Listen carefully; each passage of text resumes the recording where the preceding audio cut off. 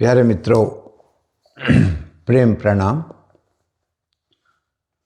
हमारे डबल श्री रविशंकर जी ने अभी अभी स्वामी विवेकानंद और महर्षि महेश योगी के जन्मदिन पर अपने शिष्यों के साथ कुछ गपशप की, कुछ वार्तालाप किया। बात करते करते जबलपुर का नाम आया और जबलपुर का नाम आते ही भीतर अचेतन से भगवान रजनीश, जिनको वो आचार्य रजनीश कहते हैं और कभी कभी बीच में ओशो जी भी कहते हैं, उनका रेफरेंस आ गया। उन्होंने कहा, मैंने आज तक उनके बारे में कुछ नहीं कहा, यद्यपि उन्होंने मेरे बारे में 1986 में जब ज्ञानी जैल सिंह राष्ट्रपति थे और जब मुझे पुरस्कार दिया तो उसके बारे में आचार्य रजनीश ने टिप्पणी की कि राष्ट्रपति तो अहंकार का प्रतीक है, एक संत को उसके सामने झुक करके पुरस्कार लेने की कोई ज़रूरत नहीं थी। क्या ज़रूरत पड़ गई रविशंकर जी को?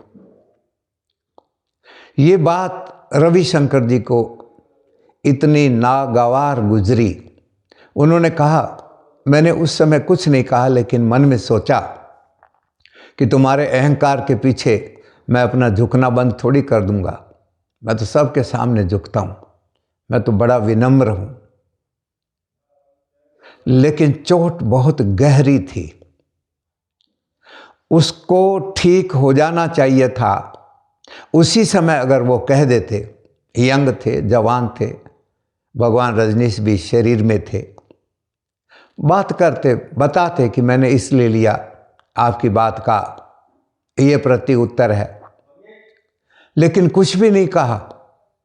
40 साल तक उसको मवाद की तरह भीतर संभालते रहे और कैंसर बन गया और वो फट पड़ा, डायग्नोस हो गया कि अचेतन में 40 साल पहले।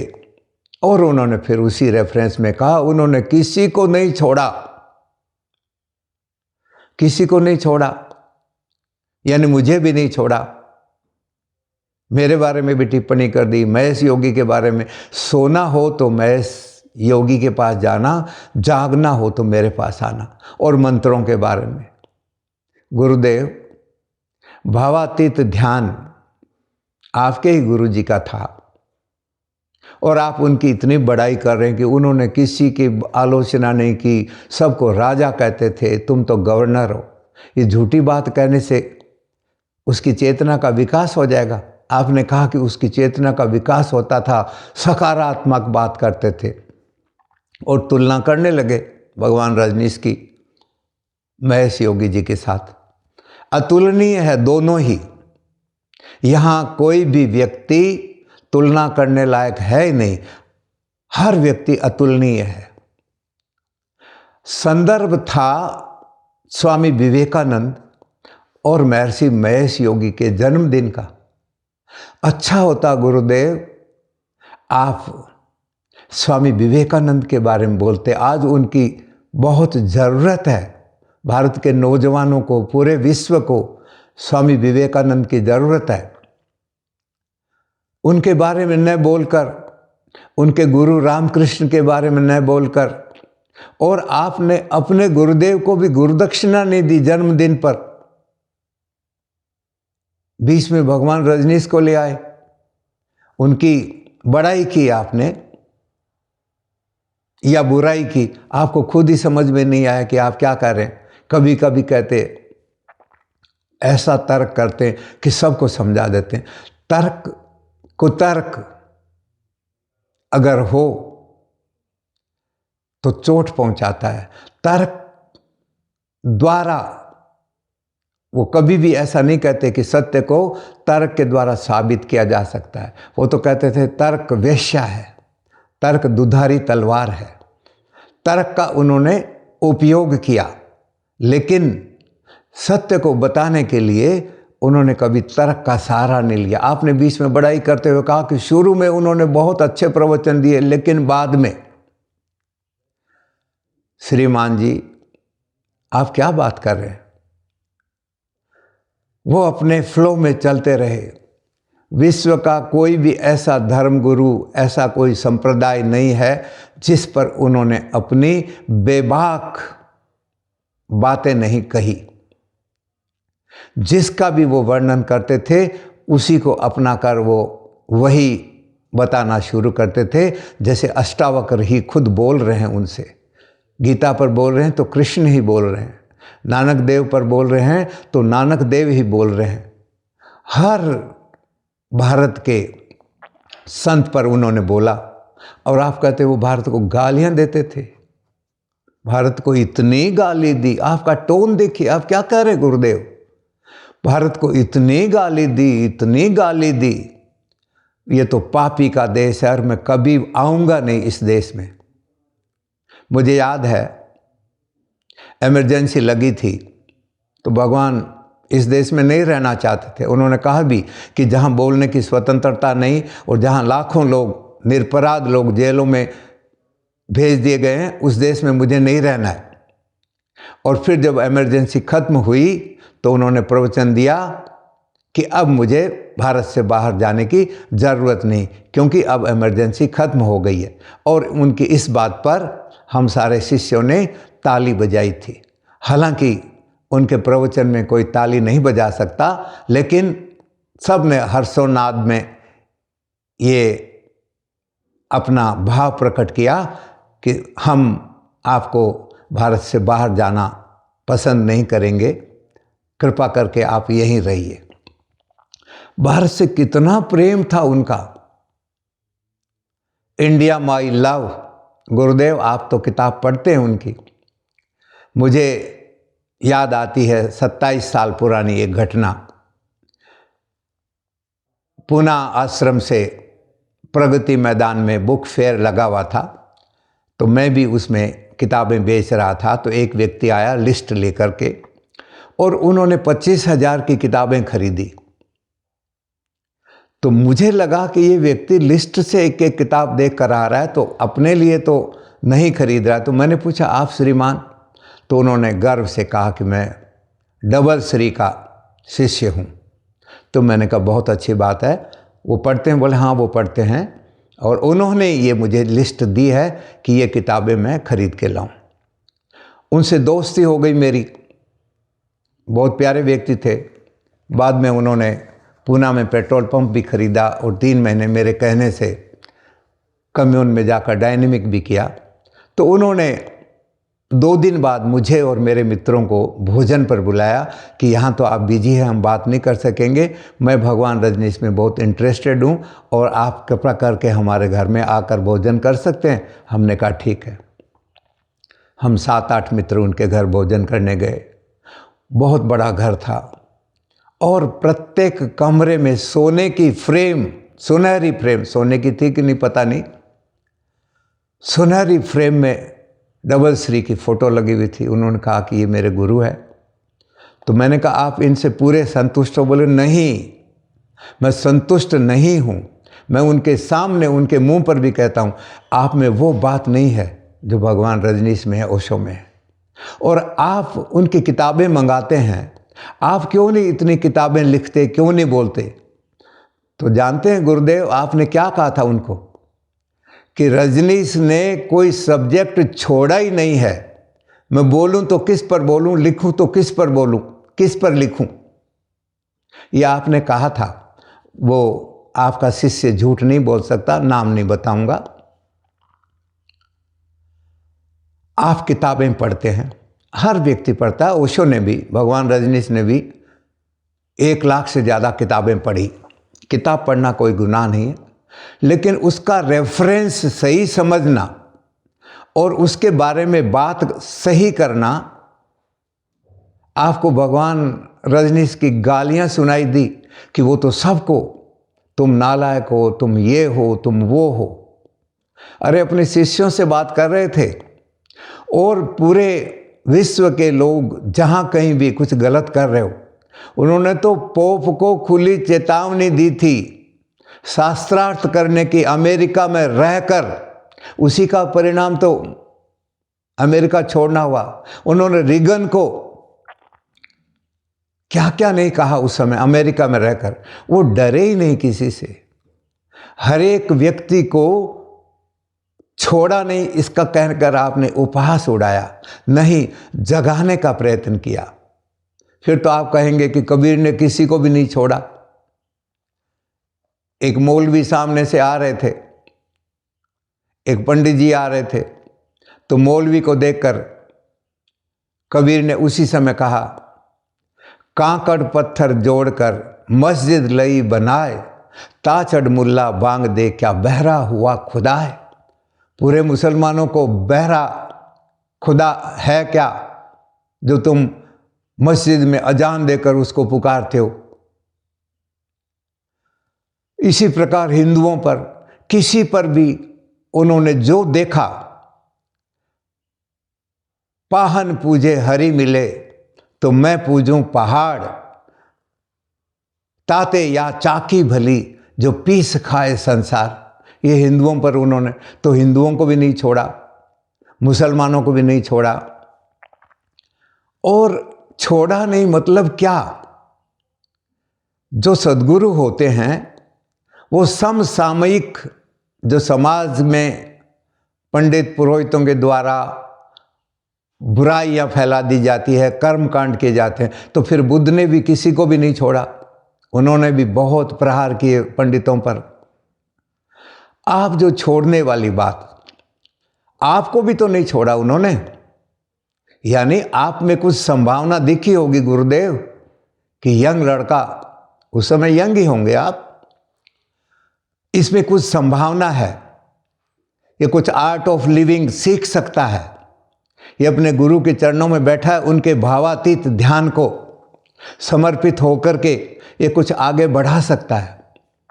लेकिन आपने तो भावातीत को अतीत कर दिया, अपनी खिचड़ी बनाकर, और अपने नाम से आर्ट ऑफ लिविंग, भगवान रजनीश का नाम है, आर्ट ऑफ लिविंग और आर्ट ऑफ डाइंग ये उनके नाम है।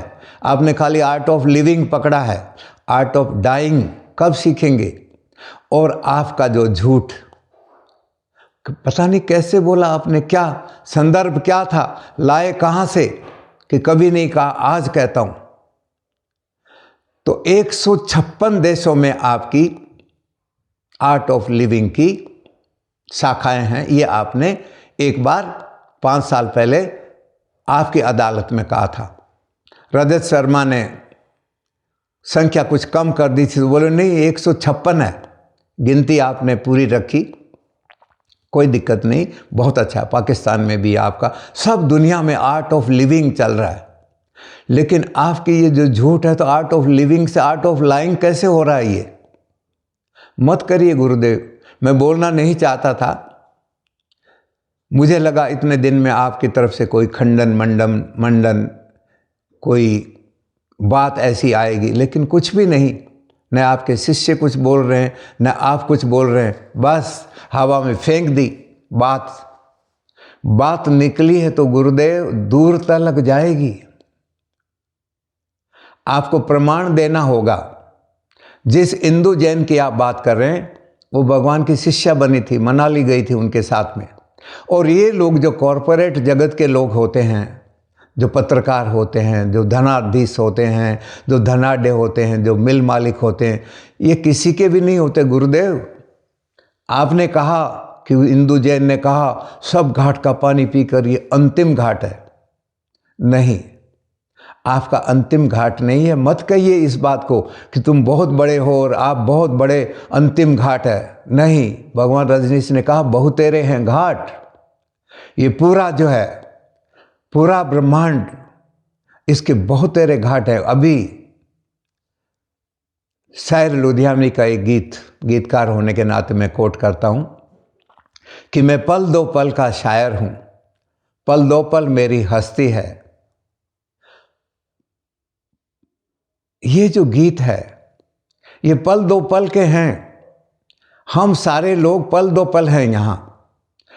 गुरुओं के गुरु भगवान रजनीश वो सूर्य की तरह देदीप्यमान है, चमक रहे हैं।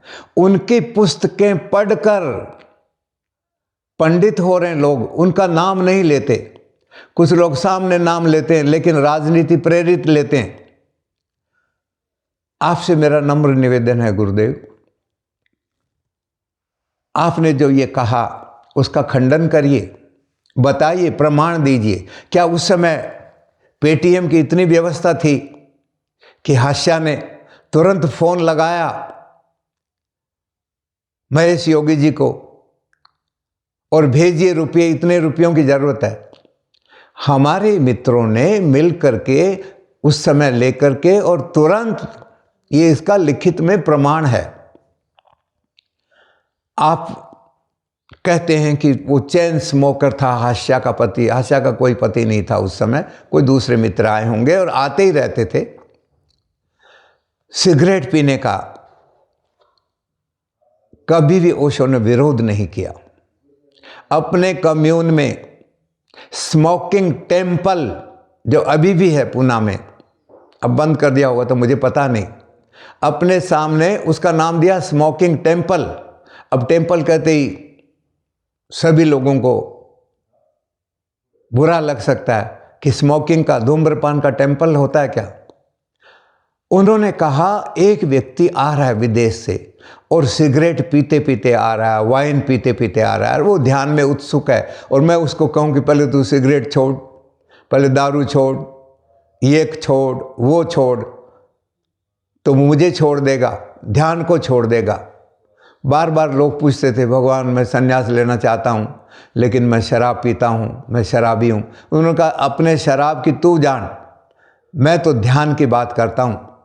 ध्यान अगर असली होगा और शराब अगर नकली होगी तो शराब छूट जाएगी, ध्यान जुट जाएगा। और बहुत लोगों के शराब छूट गई, स्मोकिंग छूट गई, नॉन वेज छूट गया, उन्होंने छोड़ने के लिए नहीं कहा। तो गुरुदेव हम लोग तो पीते हैं, हम तो रजनीशी पीते हैं, और पीने की जिस गुरु ने निंदा नहीं की, बार बार उन्होंने कहा। एक ने कहा कि मैं शराब छोड़ना चाहता हूँ, तो भगवान ने कहा छोड़, छोड़ के छोड़ी तो क्या खाक छोड़ी, छूटनी चाहिए। गुरुदेव ध्यान की विधियां जो है, जो भी गलत है उसको छोड़वा देती है, छूट जाती है। छोड़ छोड़ के छोड़वाने के लिए हमारे गुरुदेव कभी भी नहीं कहते। तो स्मोकिंग टेम्पल की मैंने बात कही, भारत को इतनी गाली निकाली, बार बार आपने कहा नहीं, भारत को गाली नहीं निकाली। भारत अगर महिमा मंडित हुआ है तो भगवान रजनीश के कारण हुआ है। आज बार बार भगवान ने कहा कि पूरे विश्व में अगर कुछ ध्यान की बात हुई है तो बुद्ध के कारण हुई है। और मैं इस बात को इस ढंग से कहता हूँ कि पूरे विश्व में ये जो योगा दिवस और फिर ध्यान दिवस जो पूरे विश्व में मनाया जा रहा है, वो भगवान रजनीश की देन है। ध्यान इसके पहले बहुत कुछ सिमटा हुआ, सिकुड़ा हुआ, उसको पूरे विश्व व्यापक ध्यान की इतनी विधियां संगीतबद्ध अपने निर्देशन में उन्होंने तैयार करवाई। आप ले देकर एक सुदर्शन क्रिया में अटके बैठे हैं गुरुदेव। छोटी छोटी ध्यान की विधियां, कितने ध्यान जो है आपने स्वयं उन सब में से देखा कि क्या क्या हो रहा है, और कॉकटेल की तरह आपने उसको सुदर्शन क्रिया बना दिया। ध्यान कोई क्रिया नहीं है गुरुदेव, ध्यान है अक्रिया, और आपने दिया क्रिया नाम। तो क्रिया कांड नहीं है ध्यान, क्रिया नहीं है ध्यान, एक निर्विचार अवस्था है जो आप भी जानते हैं। आपको मैं कम नहीं आंक रहा हूँ। 156 देशों में जिस व्यक्ति की आर्ट ऑफ लिविंग चल रही है उसमें कुछ तो है, लेकिन आप पुरस्कारों के मोहताज हैं गुरुदेव। जब हमारे भगवान रजनीश को हमारे एक शिष्य ने कहा क्या आप विश्व रत्न या भारत रत्न दोनों में से कौन सा पसंद करेंगे, तो भगवान रजनीश ने कहा था, धत तेरे की, तूने मुझे अब तक समझा क्या है। तो पुरस्कारों को लेकर के आप राष्ट्रपतियों के सामने झुक करके, तो अगर आपको भारत रत्न दिया जाएगा तो आप झुक जाएंगे। भारत रत्न की विश्व रत्न इन पागल राजनीतिज्ञों के द्वारा बनाए हुए ये पुरस्कार, ये अहंकार की घोषणा है। चाहे पद्मश्री हो कि धनश्री हो कि श्री श्री हो कि डबल श्री हो, कि इनमें दम नहीं है गुरुदेव। संत और किसी राजा के सामने झुके और उससे पुरस्कार ले तो संत नहीं है। संत तो वो है जिसके चरणों में पूरी कायनात झुकती है, जिसका हाथ करुणा में उठा रहता है, आशीर्वाद के रूप में उठा रहता है। आपकी ओढ़ी हुई विनम्रता को मैं प्रणाम करता हूं। सरकारी संत हैं आप, संत तो हैं, उसमें कोई बात नहीं है, लेकिन सरकारी संत हैं। सरकारों से जो आपको पुरस्कार मिले उसको सैर स्वीकार करते हैं। इसलिए आप किसी भी सरकार की आलोचना नहीं कर सकते। सीरिया बनाने की बात करते हैं, नक्सलवादियों से मिलने की बात करते हैं, आप क्या क्या करते हैं गुरुदेव, आप क्या क्या करते हैं। झूठ भी बोलते हैं, अपने भीतर टटोलना जरूरी है। भगवान रजनीश का एक वाक्य मुझे याद आता है कि अंधे को अंधेरे में बड़ी दूर की सूझी। गुरुदेव 40 साल बाद आपको बड़ी दूर की सूझी, मैं अंधा नहीं कह रहा हूं आपको, लेकिन ये क्या सूझी। विवेकानंद का जन्मदिन, आपके गुरुदेव का जन्मदिन, इतना बढ़िया उद्बोधन दे सकते थे। और अगर किसी ने कुछ पूछा होता, कोई संदर्भ आया होता, तो भगवान रजनीश की आप बात करते, बताते। आपको लग रहा है कि पूना में इतना जो अराजकता हो रही है, रिजॉर्ट बना दिया, तो हम क्या सारे सोए हुए हैं? नहीं, हम पूरे आंदोलन में हैं। और एक दिन, मैं आज के दिन ये वादा करता हूँ, एक दिन इसी शरीर से, इन्हीं आंखों से हम पूना में फिर वही विश्व के लोगों को ध्यान करते हुए देखेंगे। पूरा पूना, पूरा महाराष्ट्र, पूरा विश्व भगवान रजनीश की देशना से ओतप्रोत होगा। ये हम शिष्य अभी जिंदा हैं, सोए हुए नहीं हैं। हमारे सद्गुरु ने हमें जगाने का प्रयत्न किया। मतभेद कौन सी संस्था में नहीं होता, सभी संस्थाओं में है। और हमें तो भगवान रजनीश ने कहा, मेरा हर शिष्य मेरा उत्तराधिकारी है। मैं जब शरीर छोड़ दूंगा तो मैं 1000 मुखों से बोलूंगा। गुरुदेव, 1000 मुख, लाखों मुख, जब तक आप इसको क्लियर नहीं करेंगे कि मुझसे ये बहुत बड़ी भूल हुई, मुझे यह नहीं कहना था। जरा और अध्ययन करिए गुरुदेव, ध्यान करिए। ये मैं क्यों कह रहा हूं कि ध्यान का कोई अंत नहीं है, करते ही रहना है। तो आपसे मेरा नम्र निवेदन है, अपने भगवान रजनीश के शिष्यों से भी, कुछ लोग कहते हैं इतना उत्तेजित होने की ज़रूरत नहीं है, बुरा मानने की ज़रूरत नहीं। हमने बुरा नहीं माना, हम उत्तेजित नहीं हो रहे हैं गुरुदेव। आपकी तरह ही मधुर वाणी में मैं आपसे ये निवेदन कर रहा हूँ, आपने बहुत अच्छा काम कर दिया। हमारे बहुत सारे मित्र हैं जो सुदर्शन क्रिया करते हैं और हमारे यहाँ भी आते हैं, भगवान रजनीश को भी सुनते हैं, पढ़ते हैं।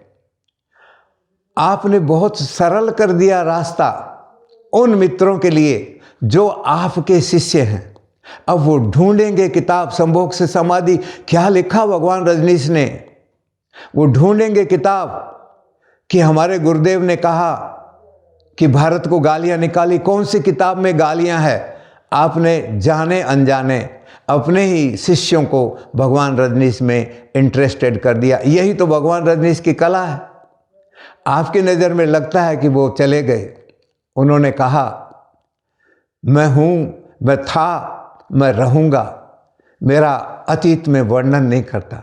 हमारे लिए भगवान रजनीश अभी जिंदा है, हमारे भीतर जिंदा है। और मतभेद वो सब संस्थाओं में होते हैं। उनके समय में भी मतभेद थे, पूना में भी मतभेद थे, रजनीशपुर में भी हुए, लेकिन एक शेर की दहाड़ हमने उनके भीतर देखी, जो कभी डरे नहीं, किसी राजनेता के सामने झुके नहीं और अपनी बात को धड़ल्ले से जो कहा। गुरुदेव, मेरी बातों का आप तो बुरा नहीं मानेंगे, क्योंकि आप तो किसी के बारे में आलोचना करते ही नहीं है, लेकिन आपके शिष्य बेचारे भोले भाले लोग, वो अगर नाराज हो गए तो मैं उनसे माफ़ी चाहता हूँ कि मैंने अपनी बात कही, गुरुदेव ने अपनी बात कही। अब जो हो तथ्य और सत्य वो भविष्य बताएगा। आप सभी के चरणों में बहुत बहुत प्रणाम, धन्यवाद।